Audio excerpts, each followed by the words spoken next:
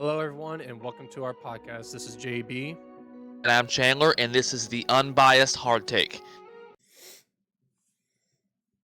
And on today's Unbiased Heart Take, as always, me and JB are going to predict last week's NFL divisional matchup. And the Packers have officially been eliminated from the playoffs, losing to the 49ers 24-21. So now both of our teams are out. So you know what game I'll be talking about. So with that, JB, what is one matchup from divisional weekend that you want to talk about? For me, I want to talk about the Kansas City and Buffalo Bills. Buffalo!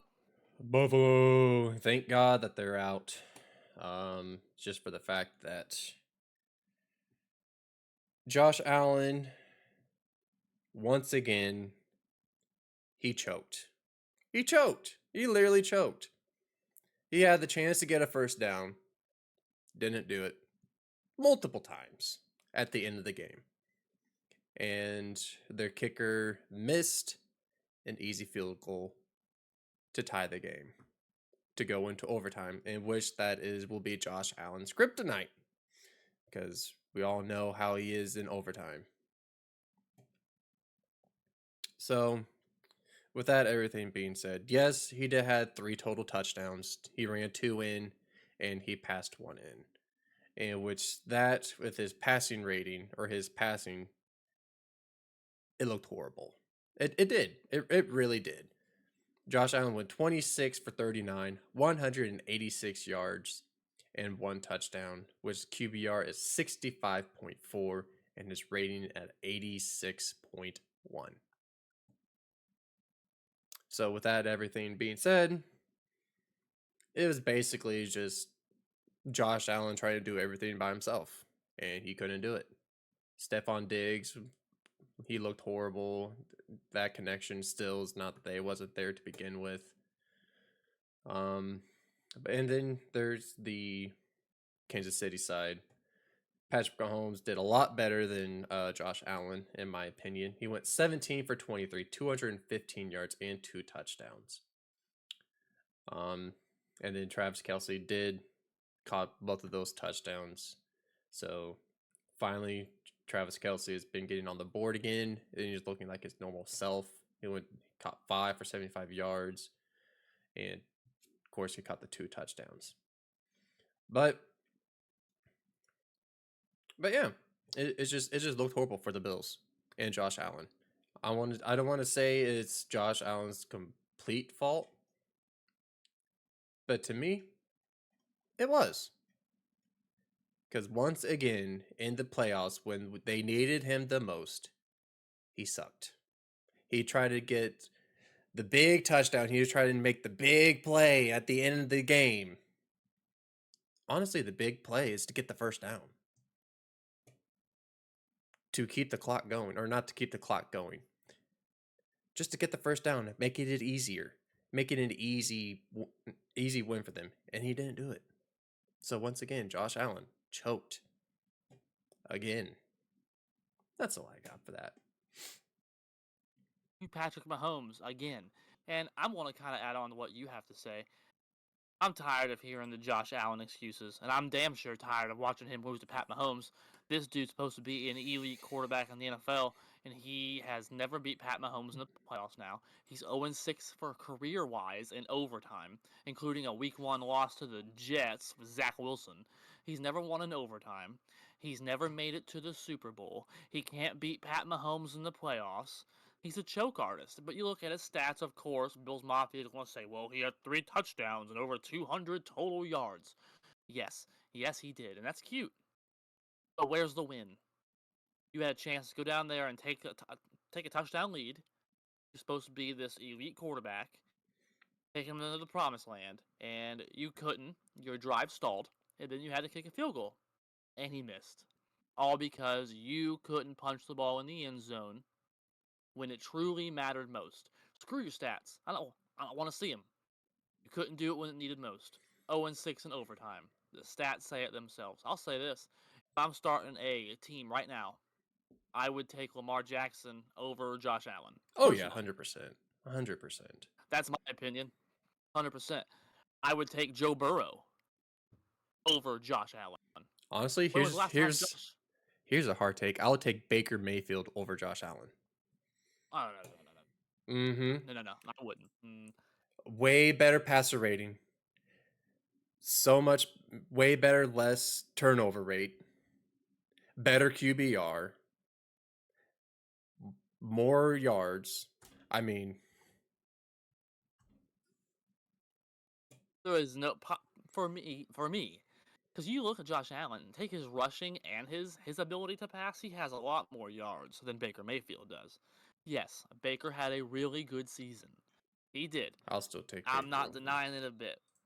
But I'm saying it. 28 touchdowns, that is, to me, that's a hard take. I'm To taking me, it.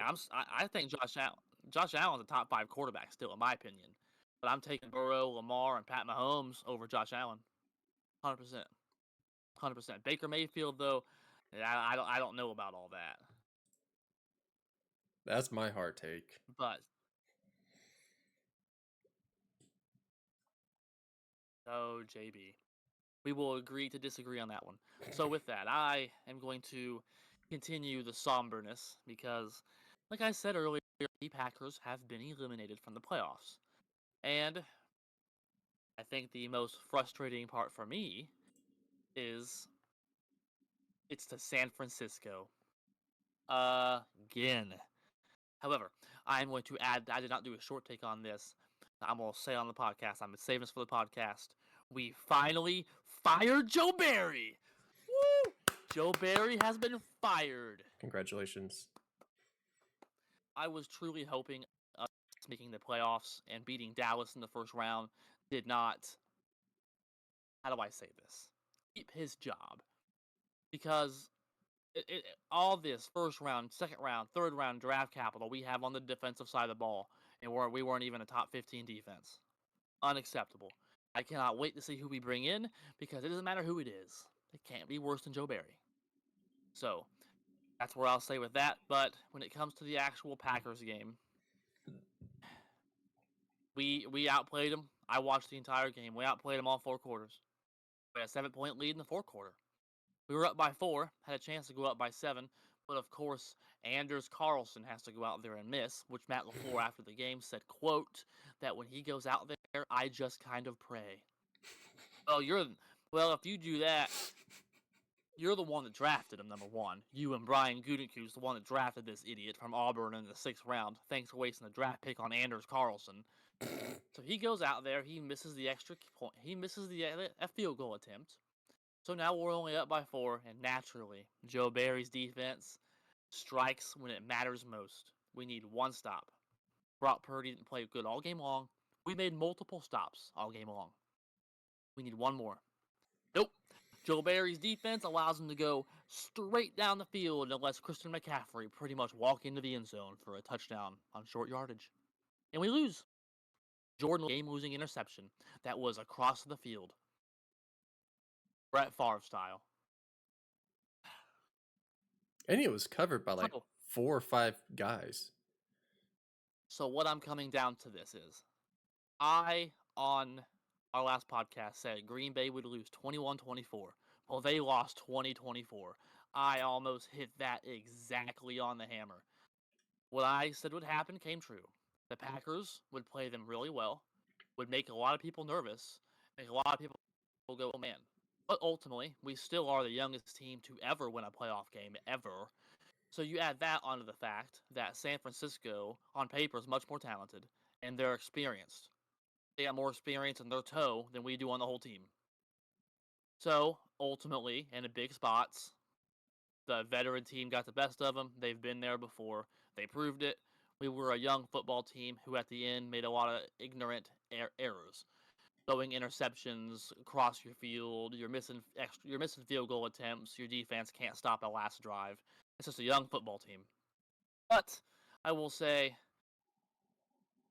I have the 49ers in the Super Bowl. We'll get into that here in a little bit. So while I was correct in picking San Francisco, definitely disappointed. We have a bright future, though, in Green Bay. Jordan Love's that dude. We have a lot of good weapons. And then I'm going to be doing a short take here one of these days coming up this weekend before Sunday on the Packers' grade for the season and what I think they need to do this offseason to better themselves. So keep in line with that. That's all I got, JB. You want to add anything to the Green Bay game? Nope. I think it's just, well, probably there's one thing. Probably just for the fact that young team and the fact that Jordan Love had 2 interceptions, 2 critical interceptions, if I might add. And I think it was just Jordan Love was just too much overwhelmed with that game. So, with that being said, it's going to be a bright future for the Green Bay Packers and that young team if they keep them all together. Because that is the big key. And it's going to start with firing Joe Barry, which they did. So they need a lot more experience, and Jordan Love needs to calm down when it comes to those big games, because we've seen it in the regular season on some of the big games that he had, and he looked horrible. He threw picks, Yeah. and it was just a nightmare. So he needs to learn how to decompress on the big situations and the big plays. Don't worry about the big plays, and stop throwing balls to someone that's covered by 5 people. I mean, I'm just keeping it honest, because G Greenlaw he picked him up twice in that game, and that was the one that the big crucial when he got covered by 5 people. So I mean, that's the one thing that he has to look at. So it's a bright future.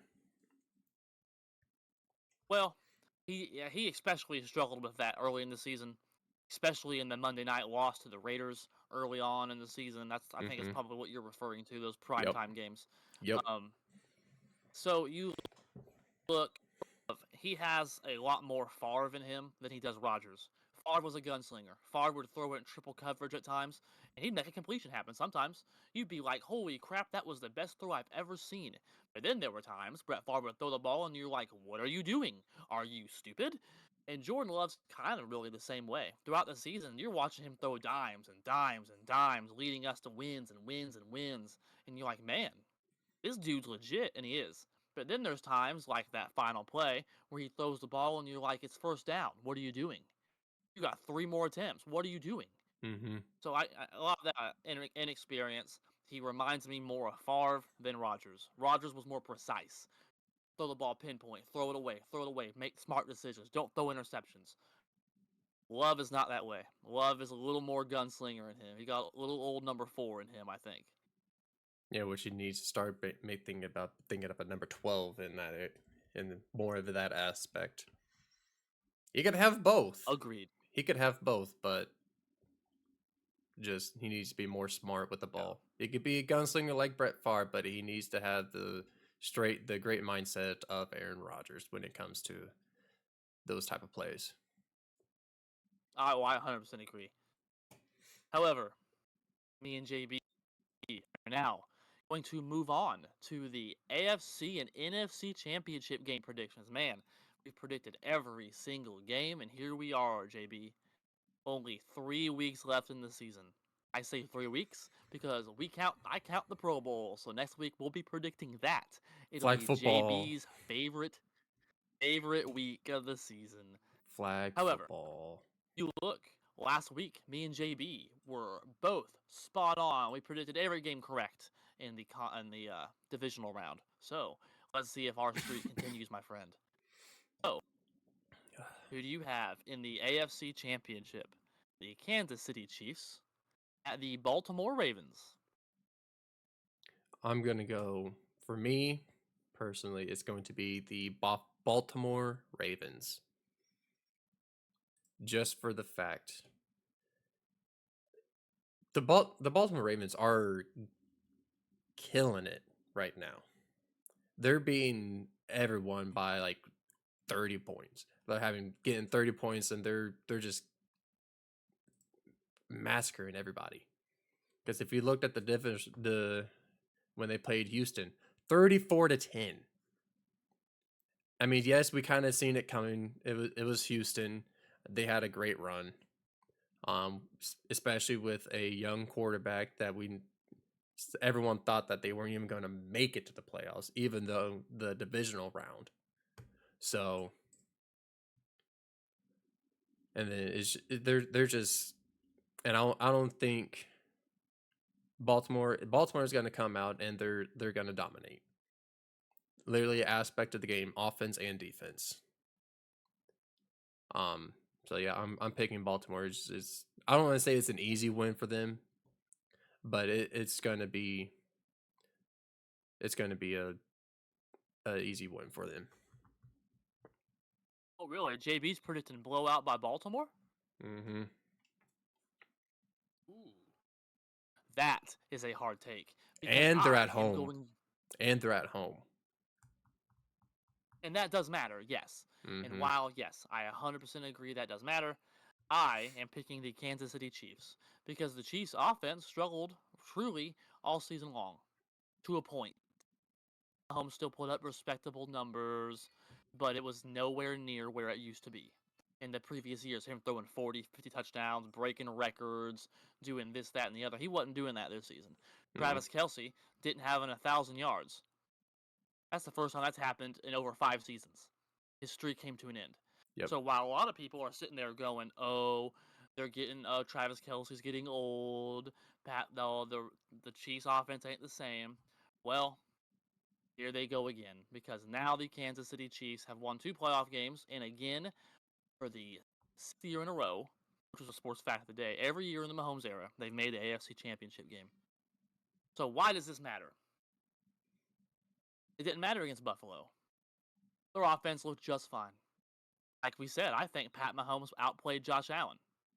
Now, yes, Josh Allen has the running threat Pat Mahomes don't, but through the air, absolutely, Pat Mahomes absolutely outdueled him. Travis Kelce catching 2 touchdowns as well. Him looking like his old self. The point is, what separates a really, really good player from a great all-time player is what you do in the playoffs. Josh Allen has every regular season thing you need, stat-wise.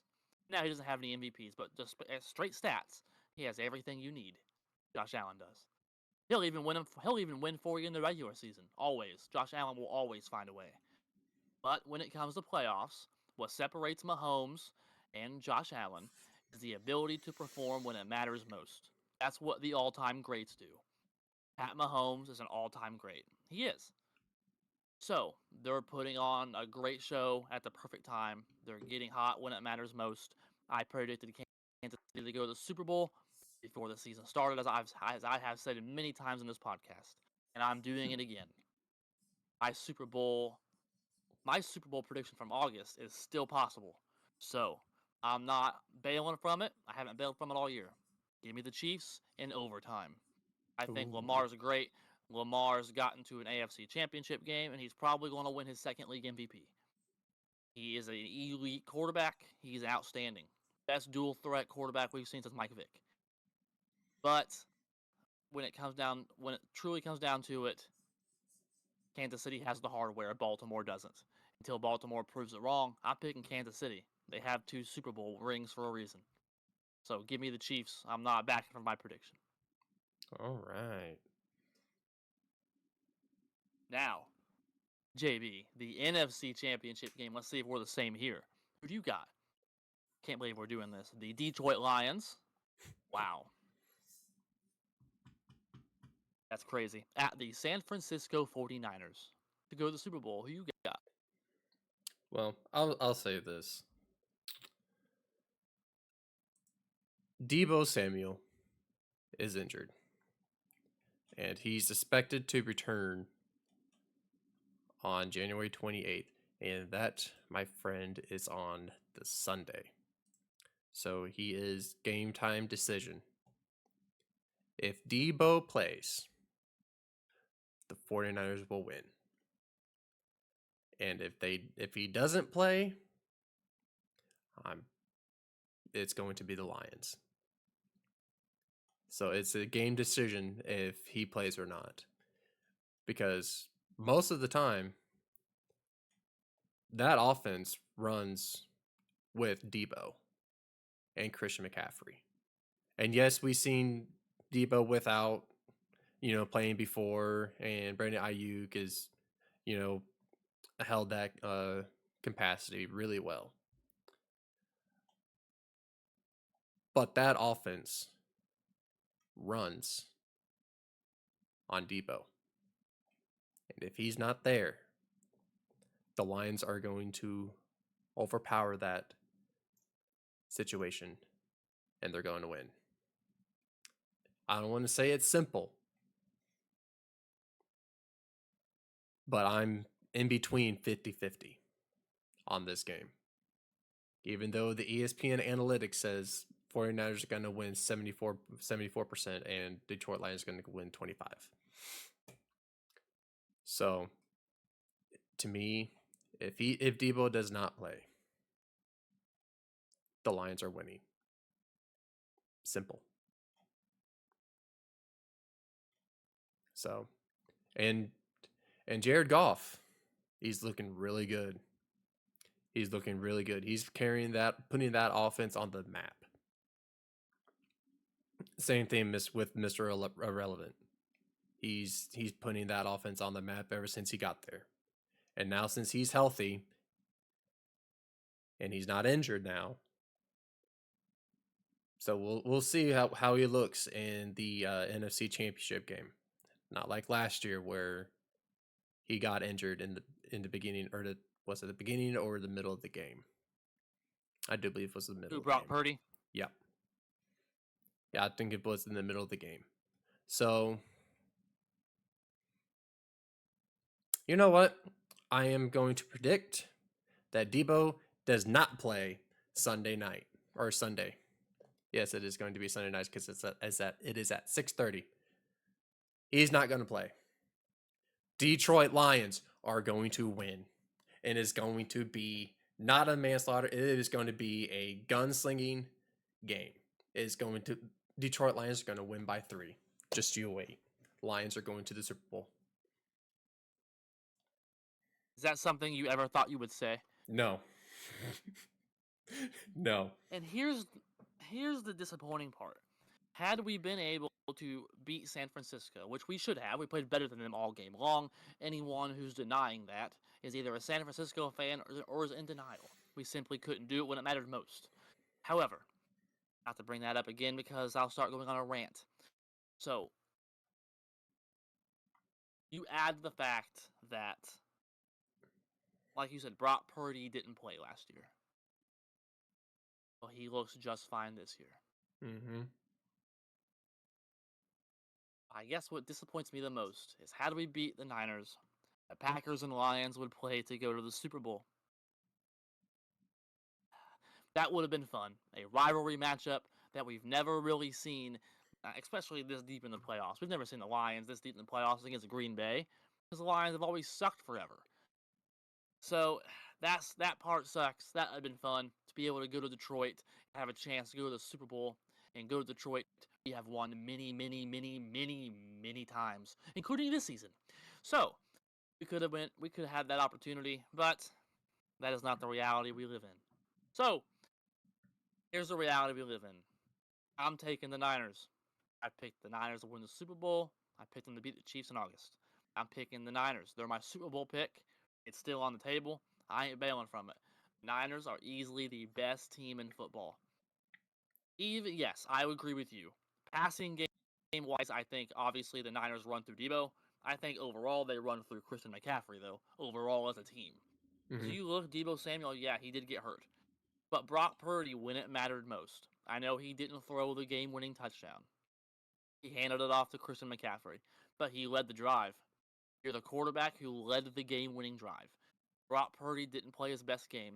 He should have had a pick six, except Darnell Savage dropped it. Hit him right in the hands. So he should have had a pick six, but he didn't. We can't sit here and play what if. Brock Purdy, 23 for 39, 252 yards, 1 touchdown, no interceptions. He led the game-winning drive to win the game to advance the Niners in the playoffs. I don't know what else people want from him. So I'm watching a lot of these mainstream sports media, and they're giving Brock Purdy crap. Yeah, Jordan Love did outperform him, but Jordan Love outperformed Dak Prescott too. Jordan Love beat Pat Mahomes. He's beaten the Lions. He beat the Bears to get in the playoffs. So Jordan Love's done it before. So Brock Purdy's not the only quarterback to be outperformed by Jordan Love. Jordan Love is him. He's that dude. No shame in that. But ultimately, when it came down to it, Brock Purdy down there scored a game-winning touchdown. All you can ask for. So even when San Francisco doesn't play their best game, they can still find a way to win. I expect this game to be close. I really do. Part of me wants to see the Lions get to the Super Bowl only to lose. That'd be funny.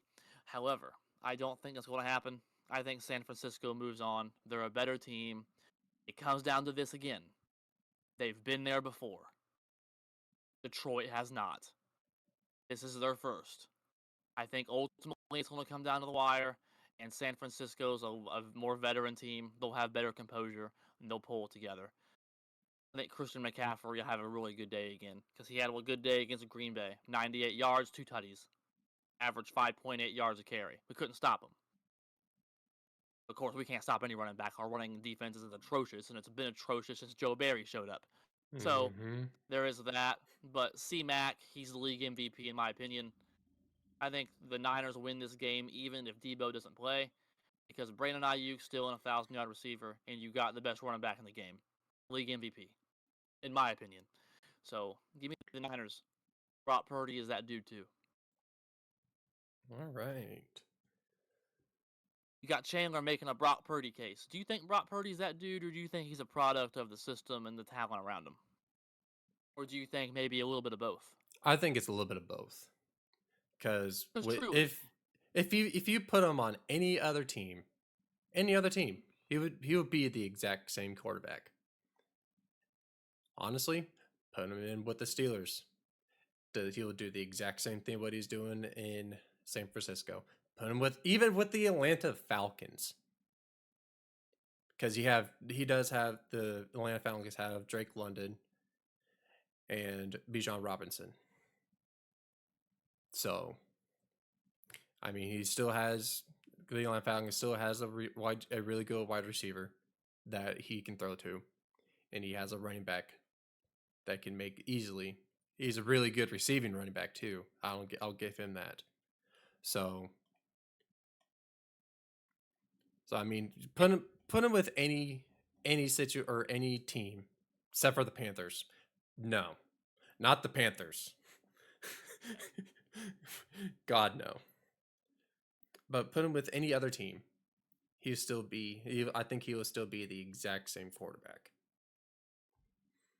Oh, absolutely. And people say, "Oh, he has all that talent around him." All quarterbacks do. Do you think Pat Mahomes would have been a superstar had the Bears not had they drafted him? They had the chance to. They didn't do it because they're morons. But Pat Mahomes would have been a bust if the Bears drafted him. A lot of it matters where you go and the talent around you. You could throw the best ball in the world, but it don't matter if you don't have any teammates around you. That's why football's the ultimate sport. It's a team sport. You think Aaron Rodgers won Super Bowl with no talent around him? No. He had Donald Driver, James Jones, Greg Jennings, Jordy Nelson. You think Ben Roethlisberger won a Super Bowl without talent? They had an elite defense. They had Mike Tomlin. They had Hines Ward. They had Willie Parker the first time. There's all Heath Miller. They had Heath Miller and Roethlisberger there. So I mean, come on. Peyton Manning, Marvin Harrison, Reggie Wayne. Tom Brady played with Randy Moss. He played with Julian Edelman, Rob Gronkowski, Bill Belichick. So every elite quarterback has talent around him. So why is it bad because it's Brock Purdy? It's because he was the last pick in the draft and people don't want to admit he's good. Mm-hmm. That's just the reality. Every elite quarterback has talent around him. You can't name one that never did. So it's no different with Brock Purdy. People just love the 7th round Mr. Irrelevant hate. Yep, everyone does not want to have that story. Having a Mr. Irrelevant quarterback that's for this season went 4,280 yards, 31 touchdowns, and 11 interceptions. He's an MVP candidate.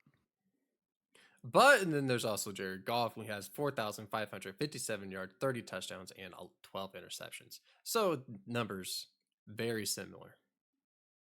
And they are. But Jared Goff's franchise quarterback too. Mm-hmm. That Rams Lions quarterback trade with Goff and Stafford.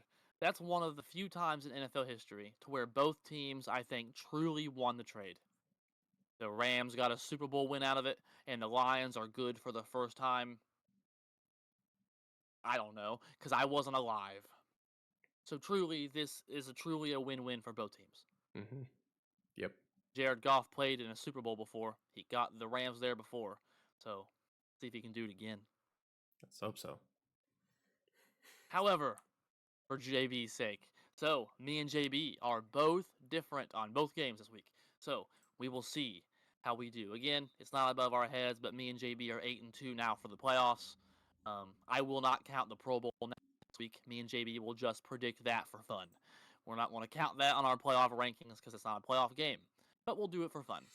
So, however, speaking of fun, me and JB, sad man, there's only 2 games to predict this week. It keeps getting thinner and thinner. However, Mm-hmm. sports world never stops. So me and JB are going to move on to some other topics here. I'm going to go ahead and stop calling them subtopics now because they're just topics since NFL is winding down. So next topic, JB, we're going to move on. We're going to stay in the world of the NFL. The Chargers announced that they hired Jim Harbaugh, Michigan coach, coming off a national championship, as their head coach. JB, what do you give that hire from an A plus to an F? What's your grade on that and your thoughts on the the Chargers hiring Harbaugh? I think it's a B plus all overall because you got many people, huge talent around Jim Harbaugh. So, giving him with that talent and Jim Harbaugh's coaching, so let's hope his coaching runs through the Los Angeles Chargers because he is from Michigan.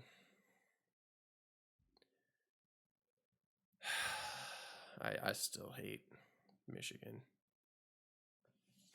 I hate fans. I hate the Michigan fans around Indiana. Not Michigan itself. I love the Michigan fans in Michigan. Don't get me wrong. It's just people from in our state that say they're Michigan fans and they're a diehard Michigan. Like, no, just stop. Just stop. You're not. It's annoying. It's literally annoying. It's like Dallas Cowboys fans being in Indiana, for crying out loud. That's how annoying it is. It's like if you're not from the state, yes, even though I'm a Pittsburgh fan, I'm not from Pittsburgh,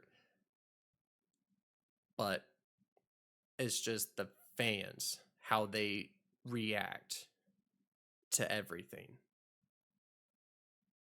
It's annoying. So just stop. Just stop. Anyways, that was my little again Michigan rant. He is a good coach. I'll give him that. But coming from the college straight to the NFL, we've seen that before, and it did not look good for some. So hopefully, and plus he has talent. Like I said before, he does have talent around him. He has everything around him. He has an elite court. Or I want to say, yeah, I will say he's an elite quarterback, kind of a regular season quarterback. Hopefully, Jim Harbaugh can teach him to be an amazing quarterback, to go to the playoffs and actually win playoff games, and not just a regular season Tony Romo type deal. And hopefully, he can talk with to negotiate some contracts to either bump them down a little bit because right now they're having some cap space issues, massive cap space issues. So hopefully he can keep everyone around that has a talent, the receiver duo, even though they are always injured. So hopefully they're having some smart with that. So that's why I'm giving it a B plus because about the cap space and seeing if he could still keep the talent around him. You know, I respect the B plus. However, the only counter argument I would have is we have seen Jim Harbaugh come to the NFL, and he led the Niners to the NFC Championship game with Alex Smith. And Alex Smith was I'm not even gonna say very good. Alex Smith was a good quarterback. Alex Mm-hmm. Smith was a C plus quarterback, and he had Alex Smith a game before the Super Bowl. I mean, he did go to the Super Bowl with Colin Kaepernick and almost won. Me and you were kids. We were out with my grandparents at the time. People forget how close the Niners were to really winning that Super Bowl. They really were. It Mm-hmm. was last minute. The Ravens pulled it out. So he's been to the NFL before. I have the statistics right here in front of me. Let's look at Jim Harbaugh. So what's he done as a coach? He was a quarterbacks coach for the Raiders, so he comes from the offensive side of the ball. A lot of people forget he played quarterback in the NFL as well.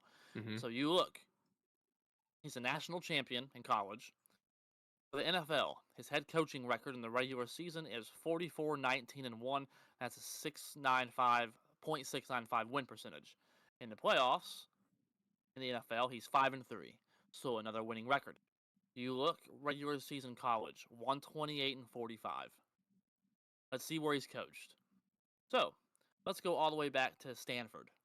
People forget he had Stanford on the map. They were a legit team with him. Mm-hmm. So he put Stanford on the map. He's won with Stanford. So then San Francisco had him in the Super Bowl, had Alex Smith a game before the Super Bowl also. So he's won in San Francisco. Then you look at Michigan. He's won in Michigan. He led them to their first national title since the 90s. So he's won everywhere he's been. I mean, the number's right here. So you look, out of every head coaching job that was open, the Chargers was easily the best job. They're the only one that has a legit quarterback. I'm not a Herbert fan. I don't think Herbert's elite. I think here's elite. Here's Herbert. His stats are great. He's made the playoffs before. He's never won a playoff game, and he's coming off of an injury. However, if anyone can make Justin Herbert a playoff winner, it's Jim Harbaugh.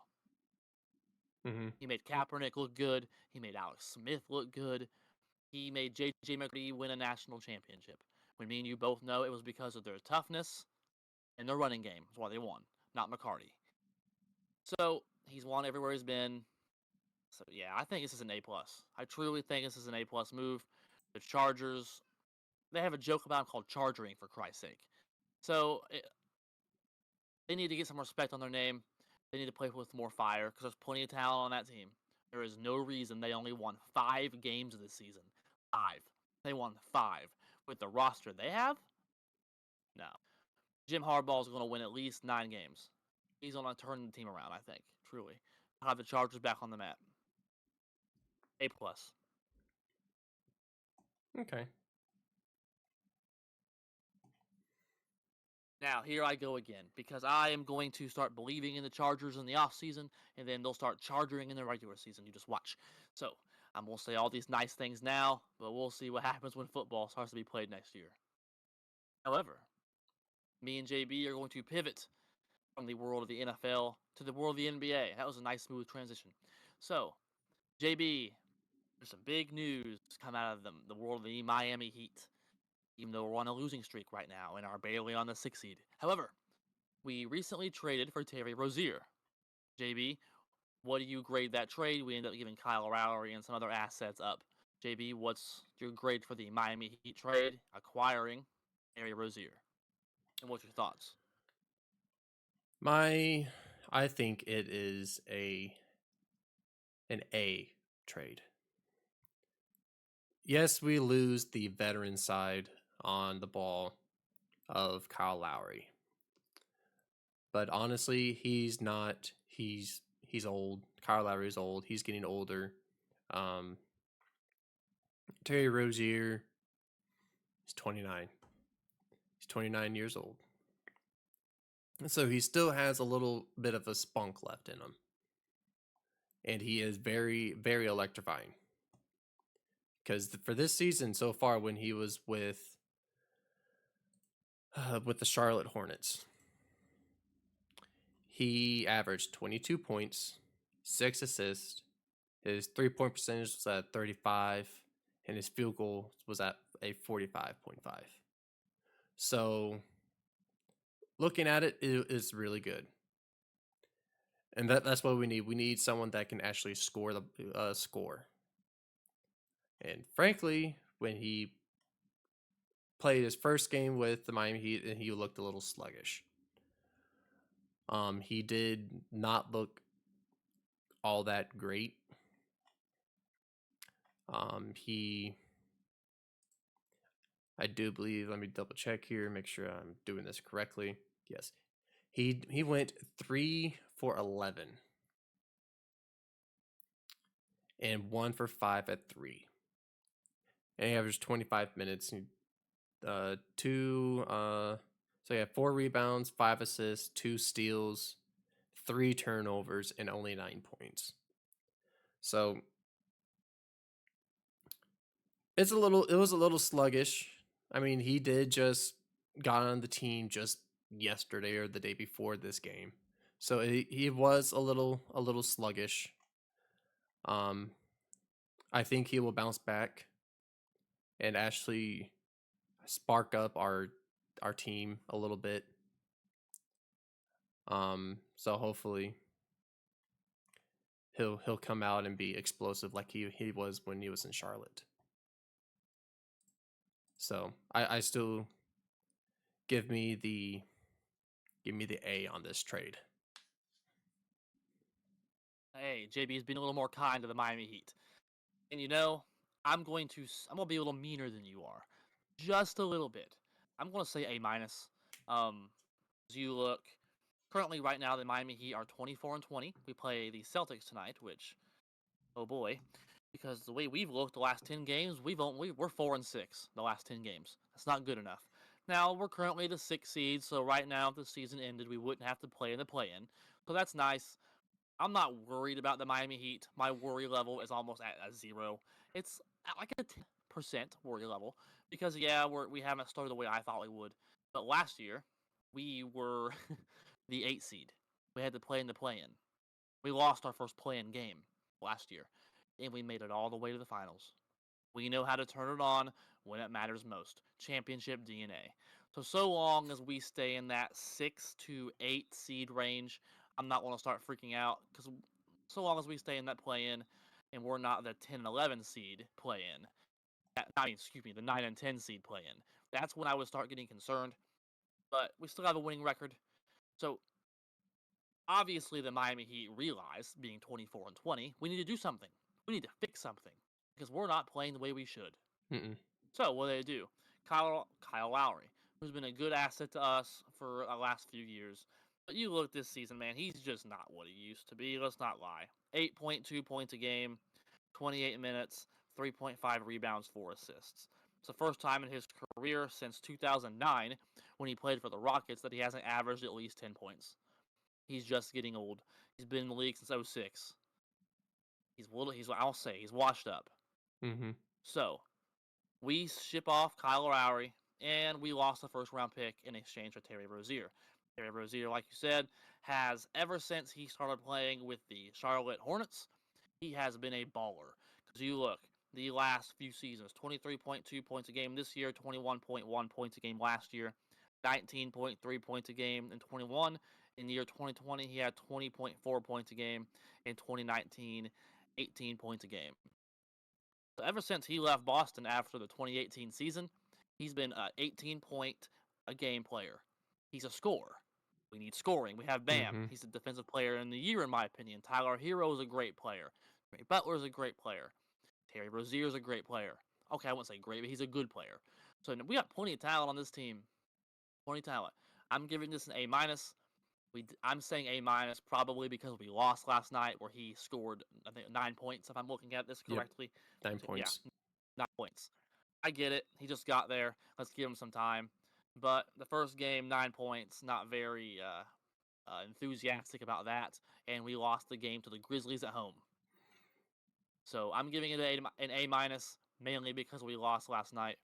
I think this will be a good trade in the long haul, but I want to see what we can do with Terry Rozier because he's a scorer. That's the thing with him. He can put the ball in the hoop. So That's what we need. I'm gonna give it an A. I'm giving it an A minus. All right, me and JB moving on to our last topic today. We're staying in the world of the NBA because there's been a lot of weird things in the NBA. Speaking of weird, the Milwaukee Bucks fired their coach, Adrian Griffin, and have signed Doc Rivers to be their coach. JB, the Milwaukee Bucks are currently the 2 seed in the East. This is Griffin's first season. He didn't even get to coach 50 games. What do you make of this? Do you think something's happening behind closed doors? Do you think this is a good move? What are your thoughts on them hiring Doc Rivers and replacing of Adrian Griffin? I think it's a good choice for Doc Rivers to once again come in the middle of the season with a high-powered team like the Milwaukee Bucks. And I do believe something happened. I think Giannis was part of it because apparently, to speculations and everything, Griffin tried to release Giannis Antetokounmpo from the team. And apparently Giannis heard something and he got him fired. So I do believe that's the reason why that he made or was the reason why he got fired. I don't know. I don't know the actual reason, but to my speculation, I do believe that is the reason why. Because it's Giannis. Like he's the reason why that team's there on the map as starters. So, but I do believe that's the reason why. And with Doc Rivers coming in, I think it's a great pickup because Doc Rivers is a champion. And if we look at Doc Rivers' history, actually I do not have that pulled up. So Doc Rivers, God dang it, I should be prepared. Well, my thing is with Doc Rivers, yeah, he's a champion, but that was all the way back in 2008. He has failed time and time again, especially with the Philadelphia 76ers. So let's look to see who he's coached. He didn't win it with the Clippers, and he should have because they had plenty of great players, including CP3, Lob City, and the Clippers. He failed with them. And then with the 76ers, he couldn't win with Joel Embiid either. So he's failed the last 2 places he's been. Now, that's a kind of a sneak peek on my take. So I'll let you finish that up, JB. So with as a career, he is 1,860. Actually, scratch that. That's total games. He's 1,097 wins and 763 loss. So to me, that's really good. And then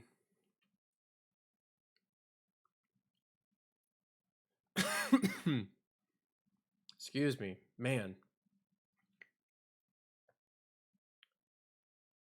So I'm trying to find this out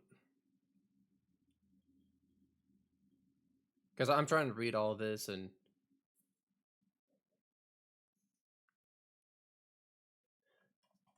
so I mean to me it's a good pickup because he did win with Boston, which the 2000s 2008.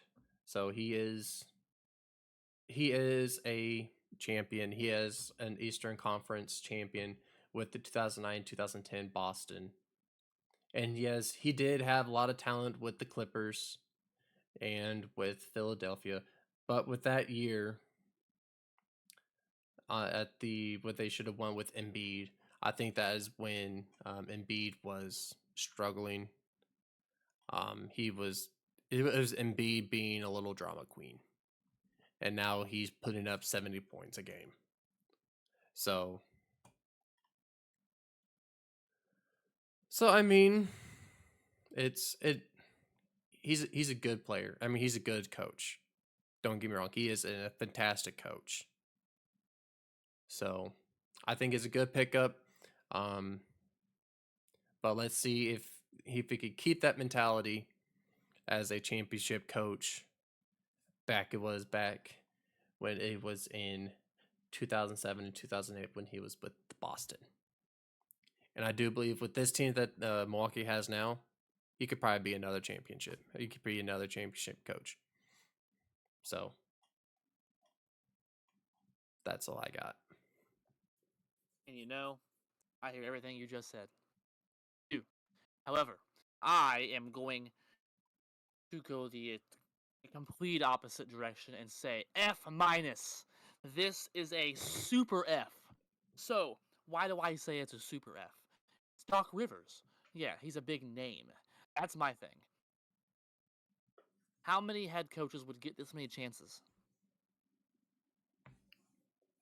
Not a He's lot. gotten not a lot, so many chances. Couldn't win with the Clippers. He was with them for 7 years, if I remember correctly.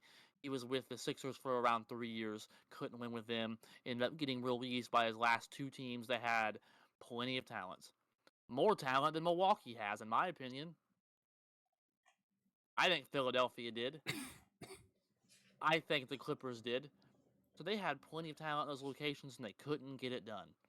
He hasn't won a championship in almost 20 years. I mean, we're looking at 2024.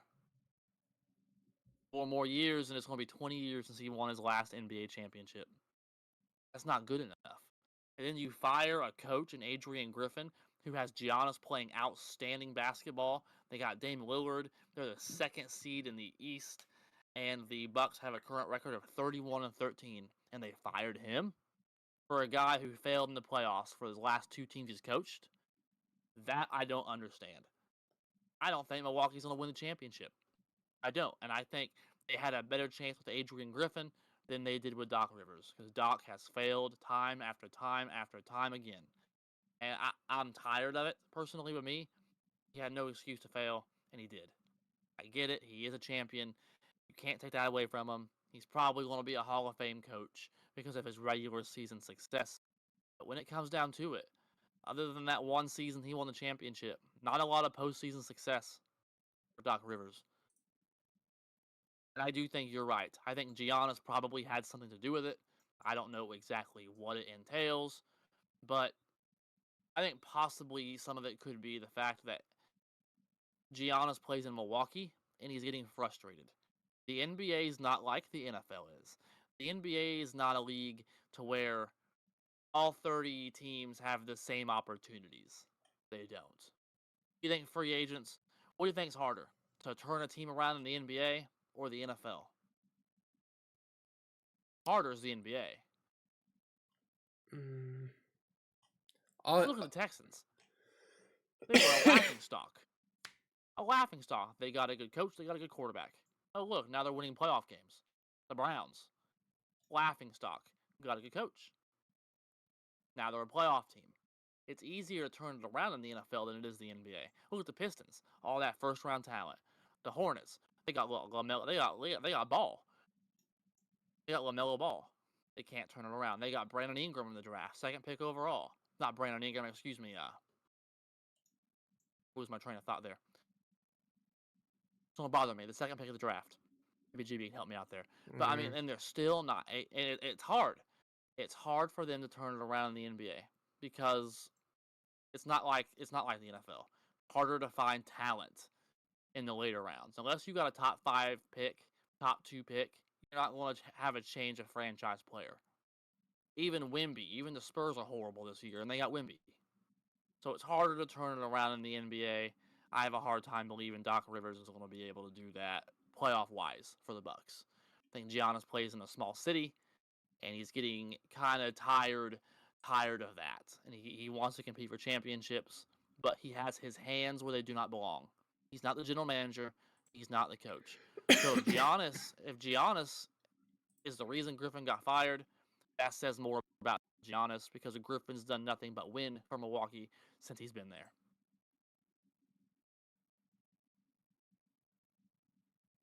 Yeah. However, were you looking for that player?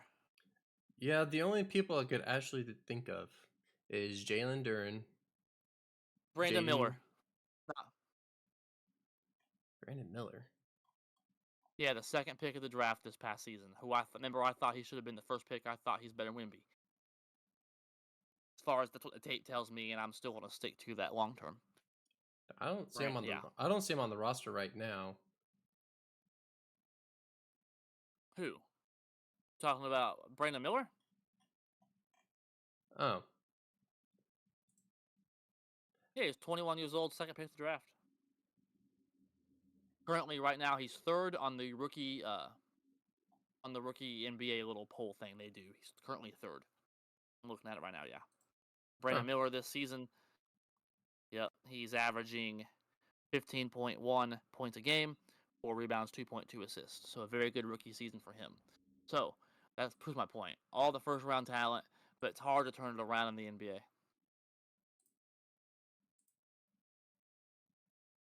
But all we have for today's Unbiased Hard Take, JB, anything else that you want to talk about? let's just hope. I hate to see. Actually, I love to see that the Lions are actually getting the recognition that they deserve this year. It's been a long time coming. Especially they've been atrocious for many years, and for them to actually be in the NFC Championship, it's really good to see them be a phenomenal team. Especially Dan Campbell being the upfront, and everyone thought that he was going to be a horrible coach, all because of his day one speech when he got hired to be the Lions head coach. Biting kneecaps. Biting kneecaps, taking chunks out, and guess what? That's what they're doing right now. They're biting kneecaps. They got up. They put up more punches. They got down. They got knocked down. Guess what? They took out another chunk. So right now, this is their one. They're almost done with getting that chunk out. They're almost there. Dan Campbell's speech is finally coming to fulfill. So I'm glad to see the Lions actually being a good team. For once in our lives, we actually seen the Lions actually do good. Oh, it's sad, isn't it? I don't share the same enthusiasm you do. I was hoping for their misery for the remainder of time. But that's all I got. Hey, I'll pick up from there. Like, subscribe, hit the bell. Like us on Facebook. Check out the Sports Fact of the Day. We do it every day. So with that, Packers and Steelers are eliminated. Let's have a moment of silence. We both had a good season, playoff team. So, and Packers fired Joe Barry. It's a beautiful moment. So, yeah, that's all I got. See how the Terry Rozier trade ends up in Miami. I think it's going to be a good thing long term. And as always, go Pack, go. Let's go Heat. And boil her up, baby. Yeah, it's like what he said. Like us on all socials that we have currently. Hopefully more in the future will come. But they will. We got to do one this week. We're up to 28 now. We're getting there. Slowly but surely. But go Steelers. Let's go Heat. And boil her up. Check you all next week. Pro Bowl week next week. Woo! Yay for flag football. That's right. See y'all next week.